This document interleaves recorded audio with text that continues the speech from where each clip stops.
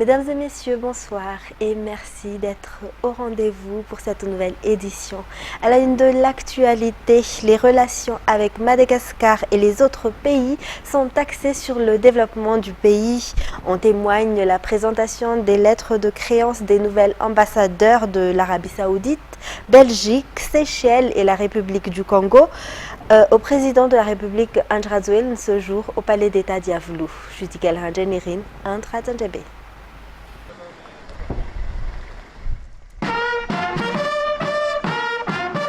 Lors de la présentation de leurs lettres de créance, ce jour à Yavlu, les 4 nouveaux ambassadeurs se sont immédiatement tournés vers la coopération concrète avec Madagascar.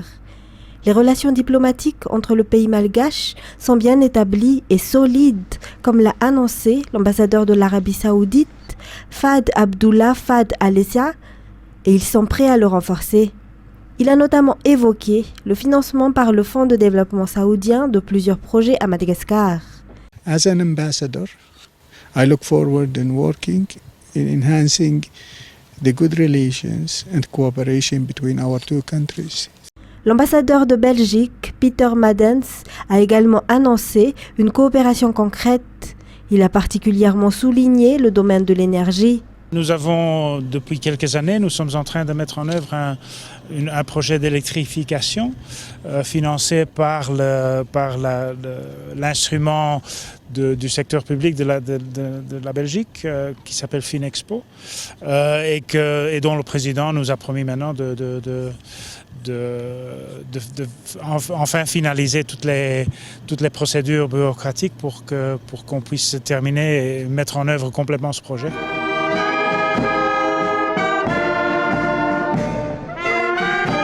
Outre la coopération économique, la relation entre les Seychelles et Madagascar est axée sur un domaine plus multilatéral, a déclaré l'ambassadeur Claude Morel. Il connaît très bien Madagascar et ce n'est pas la première fois qu'il y vient. Une des choses qu'il faut voir ensemble, c'est la coopération pour la protection de la mer et la lutte contre la drogue, a-t-il souligné. C'est un grand défi, le défi de la pêche illégale qui concerne et Madagascar et les Seychelles et les autres, et surtout le défi du trafic de la drogue. Et pour nous, le problème de l'héroïne est un problème majeur aux Seychelles. Donc on a discuté comment Madagascar et les Seychelles, surtout les forces marines, puissent travailler ensemble. L'ambassadeur de la République démocratique du Congo, Serge Bunda, connaît aussi Madagascar et sa population. Il est un représentant permanent de l'UNFPA. Le président Ange Rajoelina est également bien conscient de la coopération existante entre Madagascar et l'Afrique. Nous avons besoin de 2 champions pour faire progresser cette coopération, pour la renforcer. Et ces 2 champions sont son Excellence Monsieur le Président Denis Sassou Nguesso et son Excellence Monsieur le Président Ange Rajoelina. Et ensemble, nous avons évoqué ces domaines de coopération qui offriront aux Malgaches et aux Congolais des opportunités dans le domaine des affaires, notamment le secteur des affaires. Nous pensons que les hommes d'affaires congolais et malgaches doivent se parler, doivent aider nos pays à capitaliser sur leurs ressources, d'autant plus que Madagascar et la République du Congo sont des terres d'opportunités. Nous avons également parlé de la coopération en matière d'environnement et de gestion durable des forêts.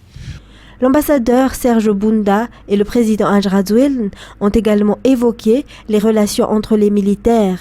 Selon lui, l'académie militaire d'Antsirabe est la plus célèbre en Afrique.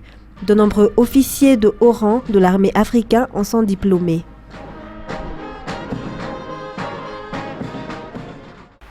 Et dans les actualités également, les 6 prisonniers qui se sont évadés de la prison de Mananzar dimanche soir sont toujours en cavale.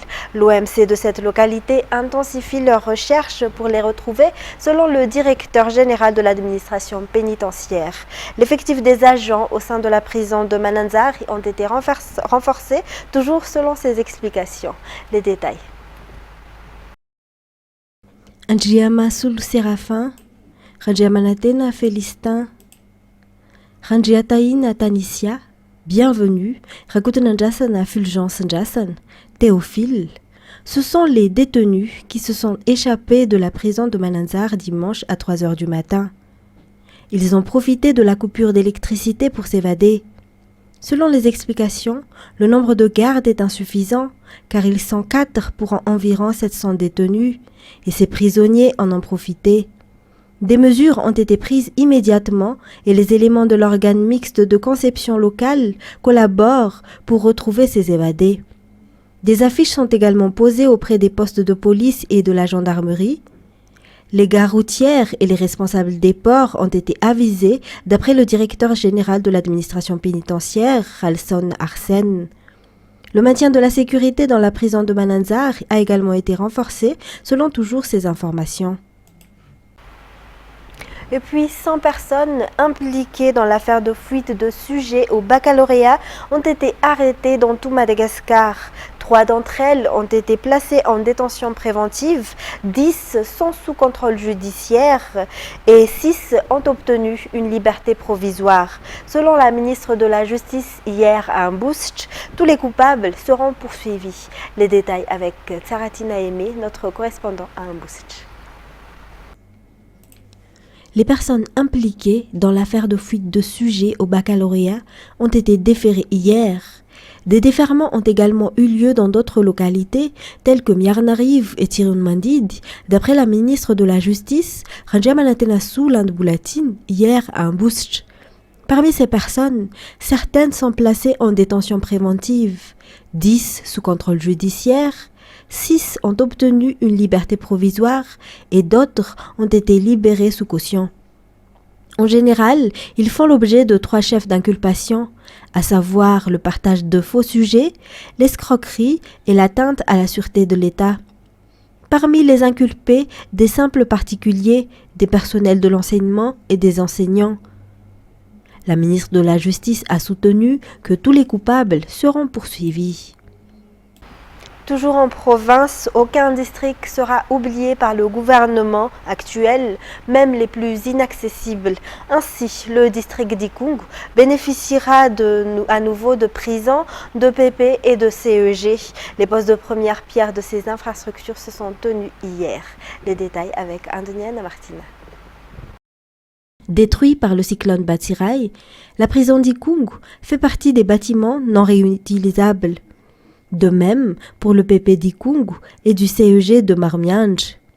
La reconstruction de ces infrastructures prend en considération l'intégrité physique et la sécurité des détenus.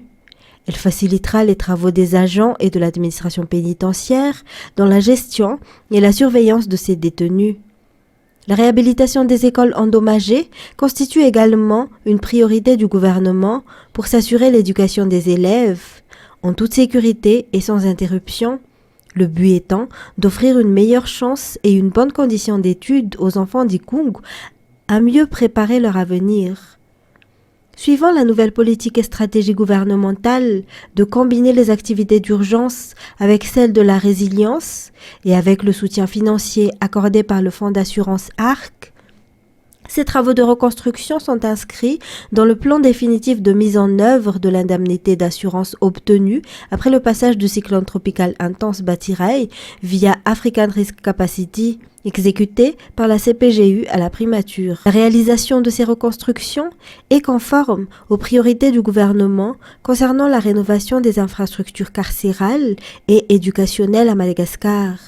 Les travaux pour la prison seront effectués pendant 4 mois, tandis que la reconstruction des écoles pendant 3 mois. Dans un tout autre sujet, 39,8% des enfants de moins de 5 ans souffrent actuellement de malnutrition chronique à Madagascar. Ce taux a diminué par rapport à il y a 2 ans grâce à la coopération du gouvernement avec la société civile. L'objectif est de réduire autant que possible ce nombre selon la société civile INA. Les zones les plus productives ont les taux de malnutrition chronique les plus faibles à Madagascar. Les hautes terres telles que Vaknakarach, Itas, Amurmani et Analamang sont les moins touchées par cette malnutrition chronique. Pour la plateforme IN, une politique sera mise en place pour lutter contre l'insécurité alimentaire. En 2021, le taux de malnutrition chronique à Madagascar était de 42% et il a été réduit à 39,8%. Cependant, ce taux reste élevé par rapport à ceux des pays africains. Les efforts se poursuivent pour faire baisser ce taux pour les 3 prochaines années. Les nouveaux membres du conseil d'administration de cette plateforme ont été présentés ce jour.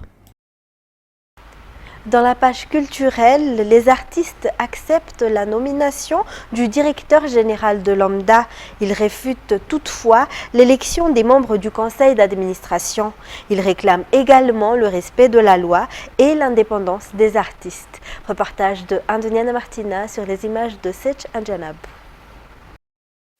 D'après les artistes qui ont tenu une conférence de presse ce jour à Mbouipou, l'élection des membres du conseil d'administration de l'OMDA n'a pas été validée par tous les artistes. Ces noms ont été imposés par le ministère de la Culture, ont-ils souligné. Les artistes ne veulent pas d'une guerre contre le ministère, mais appellent au respect des règles et de leur indépendance. Toujours selon eux, la convention entre le ministère de tutelle et Manouv sur les droits d'auteur n'est pas légale. Ils ont aussi annoncé qu'ils ne sont pas contre la nomination du directeur général de l'OMDA. Ces artistes attendent également l'Assemblée générale et une nouvelle élection des membres du conseil d'administration de l'OMDA. En sport, Sidonie Fiadanantsou, une athlète, a remporté la première médaille d'or pour Madagascar lors des Jeux de la francophonie qui se déroulent actuellement à Kinshasa. Elle a réalisé les 100 mètres et en 13 secondes. Les détails avec Fredo Rakutoarsou. Sidonie Fiadanantsou a réalisé une performance en athlétisme hier au stade Marityr Kinshasa. Elle a remporté l'or à l'épreuve du 100 mètres et en 13 secondes. C'est la première Malagasy à recevoir une médaille d'or lors de cette 9e édition du Jeu de la francophonie et la deuxième Malagasy à ramener ce médaille d'or dans cette discipline au pays 18 ans après Nicole Ramalalanirin qui l'a remporté en 2005 à Niamey. Claudine Noumenzanar de la Ligue d'Yurumbe était également en finale de cette course mais a fini 4e. Elle va encore participer aux 200 mètres. Jusqu'à ce 4e jour, les Malagasy ont remporté 2 médailles, notamment un en or et un en argent dans la discipline lutte. À noter que lors des précédents Jeux de la francophonie, Madagascar n'a eu qu'une médaille d'argent et une médaille de bronze. Et toujours à Kinshasa, les Ankwais femmes sont en demi-finale dans cette 9e édition des Jeux de la francophonie. Elles ont en effet battu par 56 à 53 les léopards de la RDC hier en quart de finale. Cette demi-finale se tiendra à 21h, c'est-à-dire tout à l'heure, heure de Mada. Par ailleurs, Fabio Rakutoarmanen sera en 8e de finale en ping-pong. Et dans les actualités internationales, les chefs d'état-major des pays de la communauté économique de l'État de l'Afrique de l'Ouest, CEDEAO, se réunissent de mercredi à vendredi à Abuja au sujet du putsch au Niger, a annoncé mardi soir l'organisation régionale dans un communiqué. France 24. Les sanctions économiques les plus sévères proviennent du bloc de l'Afrique de l'Ouest, la CEDEAO. À effet immédiat, la communauté a suspendu toutes ses transactions avec le Niger. Gel de tous ses avoirs, suspension de l'aide financière et surtout annulation d'une émission d'obligations de 30 milliards de francs CFA, soit 45 millions d'euros. Des sanctions qui pourraient conduire à un défaut de paiement du Niger. Car c'est déjà l'un des pays les plus pauvres du continent qui dépend extrêmement de l'aide internationale. FMI, Union européenne, Agence française de développement, tous contribuent au budget de Niamey à hauteur de plusieurs centaines de millions d'euros chaque année. Sur la période 2021-2024, les 27 avaient alloué 503 millions d'euros au Niger, notamment en matière de coopération sécuritaire. C'est désormais terminé. L'Union européenne y a mis fin. La France, elle, a un lourd passé avec le Niger. L'ancienne puissance coloniale considérait ce pays d'Afrique de l'Ouest comme le dernier à lutter contre l'extrémisme dans le Sahel. Elle a aussi suspendu son aide au développement et son apport budgétaire. Il était de 120 millions d'euros en 2022 et devait être un peu plus important cette année. En revanche, l'Hexagone maintient l'exploitation des mines d'uranium dans le pays. De leur côté, les États-Unis n'ont encore rien décidé, mais ils ont déjà averti. Le putsch pourrait entraîner la suspension de toute coopération. Et puis, une centaine de ressortissants étrangers résidant au Niger sont arrivés à Rome ce matin, évacués par l'Italie. Selon l'agence ANSA, 36 Italiens et 21 Américains font partie des ressortissants évacués. Un peu moins de 500 ressortissants italiens résident au Niger, dont la plupart sont des militaires. Un reportage de France 24. Oui, c'est une grille de lecture. On peut aujourd'hui, dans le contexte actuel, envisager toutes les hypothèses. L'hypothèse du pire, c'est celle d'une intervention militaire qui soit portée par la CEDEAO pour rétablir l'ordre constitutionnel normal. Ce type d'intervention est à la fois complexe, aléatoire et peut même être contre-productif au regard des réactions que ça suscite à l'heure actuelle dans l'opinion nigérienne. Même des gens qui ne sont pas forcément favorables à la junte estiment qu'une intervention de cette nature serait une grave entorse à l'intégrité du Niger, à sa souveraineté nationale. Donc cette grille de lecture amène à évacuer les ressortissants.